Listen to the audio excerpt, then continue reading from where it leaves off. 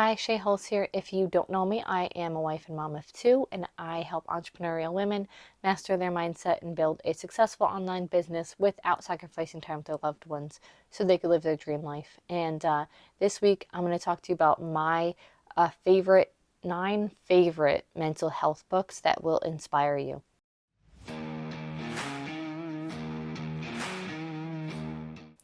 So yeah, if you can't already hear it, we do have a little bit of cold going around my house, so bear with me if yeah, you can't quite hear me right, or if I'm not thinking straight because we're a little sleep deprived. But yeah, so I write about mental health topics in my books, and I talk about mental health a lot online, and I thought that this was a great way to help you find other books that maybe would inspire you. And they're also great resources for people that are looking to expand their spiritual understanding of the world, their understanding of themselves, and so on and so forth. So these books are kind of in no particular order, and they also aren't even in a specific genre or specific anything. These are just 9 of my favorites, and one I actually haven't truly read, but I saw the movie, so I thought that it was good to include it because I know about it. But yeah, I guess without further ado, the first one that I have on my list is The Subtle Art of Not Giving an F. I'm not going to complete the sentence, and neither does he, but that's a great one, just like to really, I guess, prime your mind for even the rest of these, because life is weird and awesome and so complex, and there are so many different points of view out there. So this is just kind of like, stop worrying so much about yourself, worry more about, other people, other things, and stop thinking that the world revolves around you. So that's a great one for me. The next one is Girl, Stop Apologizing by Rachel Hollis. So the next one is by Rachel Hollis as well, and that's Girl, Wash Your Face. So we could kind of lump them together, but I'm keeping them separate because I know she came out with a third book, but I have not personally read that one. And I know that the third book comes with a little bit of controversy because in the first 2 books, she talks a lot about what a great relationship she has with her husband and things like that. And now she's divorced, so don't hate on her too much, I don't think, because things happen. People change, circumstances change. Sometimes you just fall out of love. Things happen.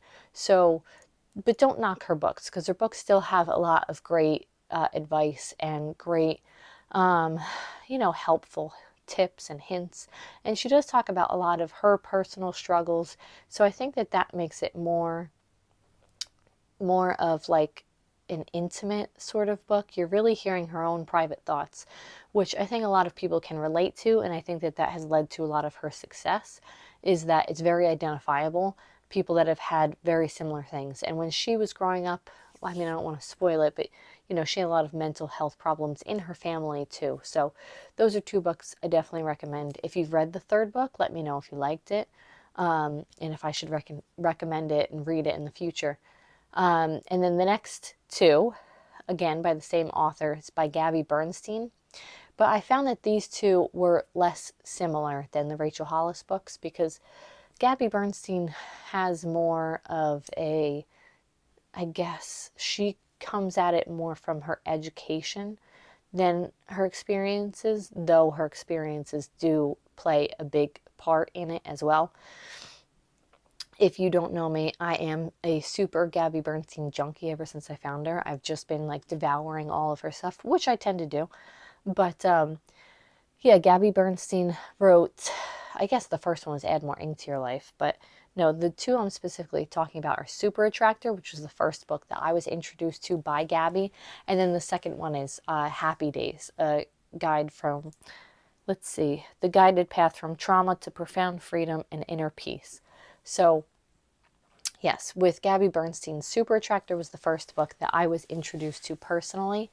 And I thought that it was great just because, yeah, it explained so many of these like supernatural, I want to say, phenomena that I believed in all of my life. And it was so great for me in particular to hear somebody else talk about these spiritual practices, these spiritual theories, these otherworldly experiences, because yeah, I always leaned on them super hard growing up, but it was like one of those things I didn't tell people I did, like the way I look for the number 13, or I look for the repeating numbers, or I look for, signs. I'm always asking the universe, God, whoever you want to call it, a higher power of your own understanding, for signs. So that was really great from Super Attractor, that I got a lot of validation in those things that I did.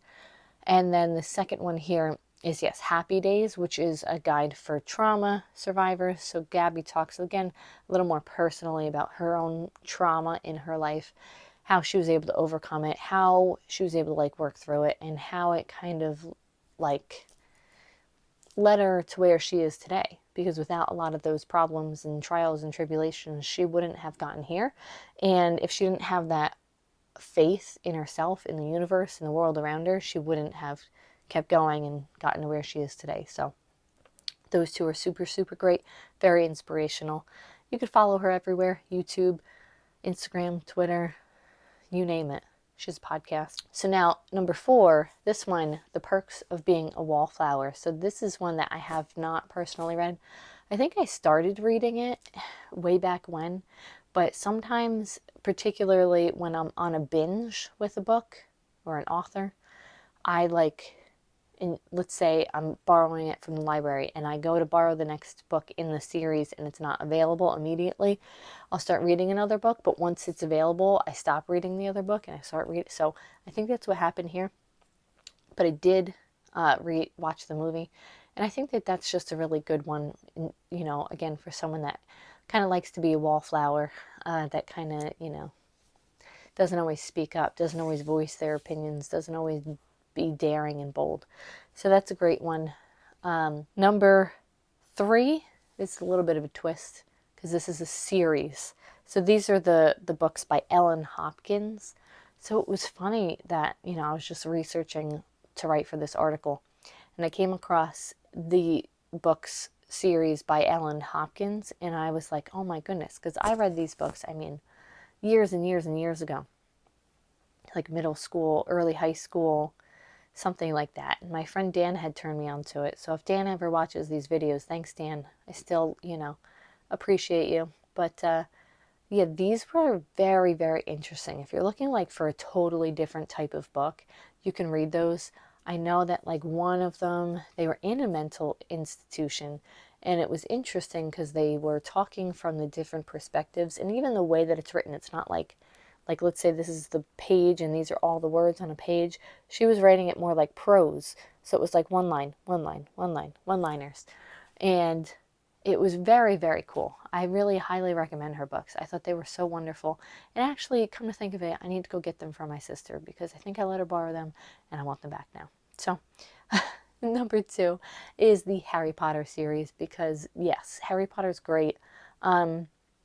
Do I think that it talks specifically about mental health topics? No, I do think that it touches on them. I think that it's definitely an underdog story for sure. So underdogs of the world can identify with that. And I think that it does, yeah, touch on just the feelings of unworthiness, the feelings of loneliness, the feelings of being a little bit different, left out, and then other things like, I can't give too much away. Like Snape and Dumbledore, they have a lot going on. McGonagall has a lot going on. Definitely recommend those if you haven't. And I was a late reader of Harry Potter books. I didn't read them till I was pregnant with my firstborn when I was like 26. So yeah, you can read them anytime and they're still wonderful. And last but not least is like one that's going to wreck you for the rest of your life and then build you back up even better than you were before, because this is The Choice by Dr. Edith Eger. So I do think that this deserves a number 1 spot in my life, in reality, because Dr. Edith Eger is a Holocaust survivor. And so she talks about in her book, everything pre-war, and then everything leading up to the war, and all of her time she was in Auschwitz, which was like the most notorious, and all the way to the day that she was, rescued by the United States Army, and then even all of the years following it, all the trauma that she dealt with, all of the, well, everything. I'm going to cry already. My goodness. Super, super powerful book, super inspirational. And like, dude, if you think you have a bad, read that book and you're going to be like, yeah, I have no problems anymore for the rest of your life, because it's really sincerely like, whoa. So I hope that you found some value in this today. Again, I write about mental health topics. I talk about mental health topics. If you found some value in this, follow me, subscribe, like this video, share it with somebody you think would find some value in it as well. And if you want, be sure to grab my first book, Fireflies. It is available free everywhere. Even if you go on Amazon, you could do the price match, I think at the very bottom, and you could say that it's free on somewhere else. It's free on Apple, Barnes & Noble, so on and so forth. My second book in that series, Dragonflies, is out, and the third book, Butterflies, is still being written, but it should be released before 2022 is officially over, even if that means midnight on the 31st of December. So thank you for watching, and I look forward to talking to you next week. Thanks. Bye.